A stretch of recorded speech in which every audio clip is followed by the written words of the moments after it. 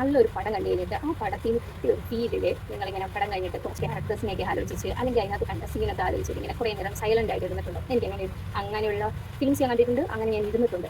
അതുപോലെ തന്നെ ചില പടങ്ങൾ കണ്ടിരുമ്പോൾ നമുക്ക് ഒന്നെങ്കിലും ഇങ്ങനത്തെ ഒരു മൂവി എടുക്കണം അങ്ങനെയും തോന്നിയിട്ടുണ്ട്.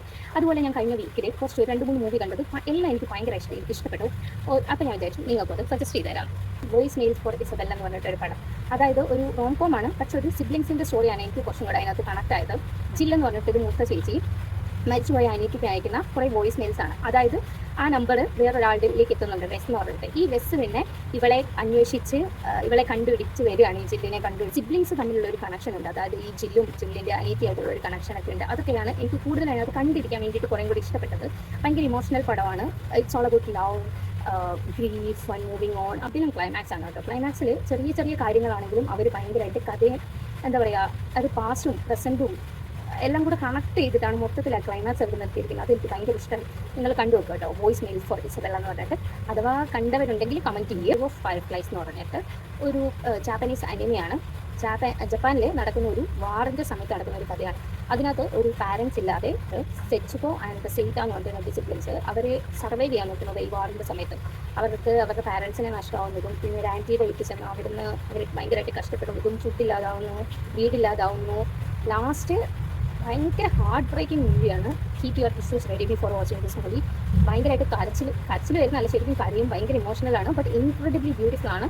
നിങ്ങൾ എന്തായാലും കണ്ടു നോക്ക്.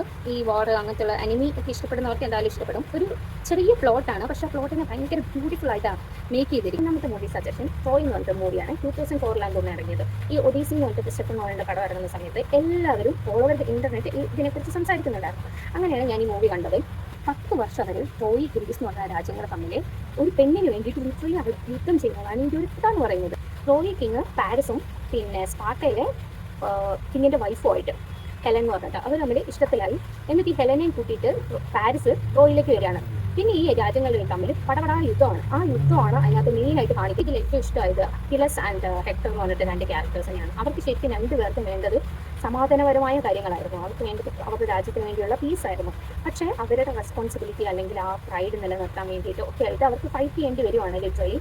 അപ്പോൾ ആ ഫൈറ്റിൽ അവർക്ക് കുറേ നഷ്ടങ്ങൾ വരുന്നുണ്ട്. അവർ തന്നെ ആ ഫൈറ്റ് ചെയ്തതിനെക്കുറിച്ച് ഓർത്ത് പിന്നെ ഭയങ്കര ഇമോഷണൽ ആവുന്നുണ്ട്. അതിലൊന്നും ഹൃദയം കൊണ്ട് അത്ര സ്ട്രോങ് അല്ല, പക്ഷേ ഫോർ ദെയർ ഫൈറ്റ് അല്ലെങ്കിൽ ആ രാജ്യത്തെ സംരക്ഷിക്കാൻ വേണ്ടിയിട്ട് അവർക്ക് ഫൈറ്റ് ചെയ്യേണ്ടി വരുവാണ്. No god, no magic.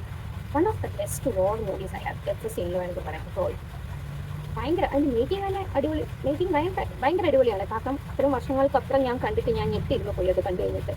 ഞാൻ അടുത്ത് കണ്ടതിൽ എനിക്ക് ഏറ്റവും ഇഷ്ടപ്പെട്ട പടവും ഇനി എന്തായാലും ഞാൻ റിവോച്ച് ചെയ്യാൻ പോകുന്ന ഒരു പടവും അതായിരിക്കും.